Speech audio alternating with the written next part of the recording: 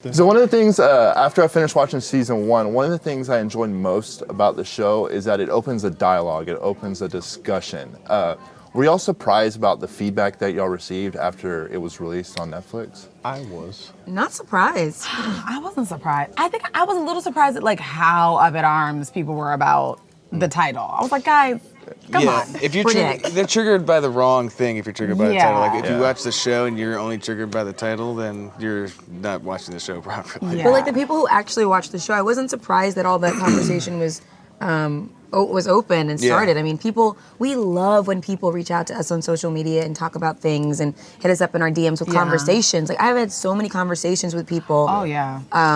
Just about everything in the show. Yeah, it's amazing to hear someone say like, "Oh my God, I'm such an Ashley," or like someone says like they relate with Lionel's character because like their college experience and being gay or just being black and gay, and that's pretty fantastic to know that it touches so many people on a personal level. I feel like a lot of people see themselves in us as characters, which is that's like why we're all doing this, you know. If it doesn't resonate with anybody, if it doesn't touch someone to the core, if someone doesn't see themselves represented on television, then what's the point? My next question was like, what does this show mean to you? So that's like... That's what it means to me. Like the fact that like young women are hitting me up saying like, I feel like I've never seen myself on television until Joelle. You know, that is like, that's huge. Yeah, it's global. That's the Yeah. thing. That's why I was saying I was surprised because the global love has been overwhelming in the best way. Like all is dope. That's why I was surprised, because when Netflix says, "Oh, we're going to 192, however many countries, a lot of countries," I didn't grasp what that means. Like that's basically almost the entire planet. Like, It's pretty cool. And they're letting you know about it. So, So what do y'all hope people take away from this after seeing season one and now season two? You want to take it? To be kinder. There's nothing to take away from season two. I think just kinder, more empathetic. Kinder, empathy, to be open to talk to people and the show's about personal experiences that transcend the writer's room. There are stories that happen to people and how they relate to them. So if they can watch the show and say like, oh, now I can understand like how this person thinks, or I can now feel like open enough to talk about something. I think it's a show that evokes open conversin.